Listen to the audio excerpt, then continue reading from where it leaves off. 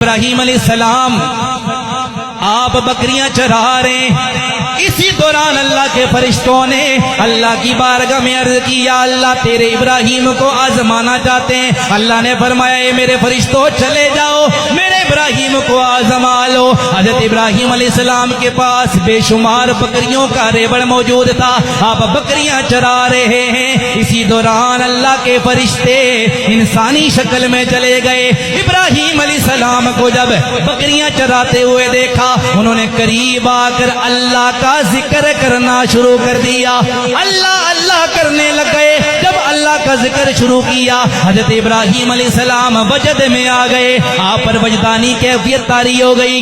تھوڑی دیر کے بعد فرشتوں نے ذکر روک لیا، آپ نے فرمایا اللہ کے بندو روک کیوں لیا، ذکر روکا کیوں ہے؟ وہ کہنے لگے ہمارا جو ذکر تھا وہ پورا ہو گیا، اگر اب ذکر سننا چاہتے ہو کوئی قیمت بھی دے دو۔ ابراہیم علیہ السلام نے فرمایا اگر قیمت چاہتے ہو میری آدھی بکریاں تم لے لو، مجھے اللہ کا ذکر سناؤ۔ انہوں نے آدھی بکریاں لے لی، اس کے بعد پھر اللہ اللہ کرنے لگ گئے۔ حضرت ابراہیم پر پھر کیفیت طاری ہونے لگی، تھوڑی دیر گزری، فرشتوں نے پھر ذکر روک لیا۔ ابراہیم علیہ السلام نے فرمایا اے بندو اب ذکر کیوں روک لیا؟ فرشتے کہنے لگے اے ابراہیم علیہ السلام ہماری قیمت پوری ہو گئی ہے، جو آپ نے قیمت دی تھی وہ قیمت پوری ہو گئی ہے، اب نئی قیمت دو گے تو اور ذکر سنائیں گے۔ حضرت ابراہیم نے فرمایا یہ ساری بکریاں لے لو،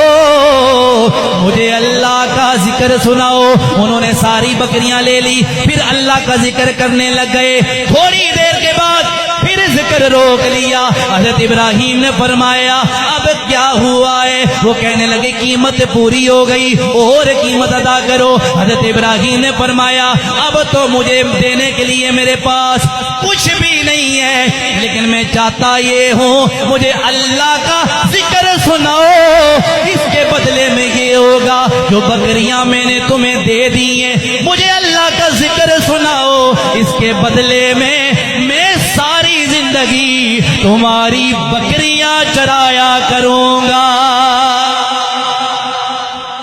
کہا مجھے اللہ کا ذکر سناؤ، اس کے بدلے بکریاں دے دیا، بکریاں چراؤں گا لیکن مجھے اللہ کا ذکر۔ فرشتے کہنے لگے ابراہیم ہم اللہ کے فرشتے تھے، آزمائش کے لیے آئے تھے، اللہ نے فرمایا ہے کہ میرا ابراہیم آزمائش میں کامیاب ہو گیا ہے۔ تو یہ اللہ کے نبی تھے، اس سے ہمیں یہ سبق ملتا ہے کہ اللہ آزماتا ہے، جان کے معاملے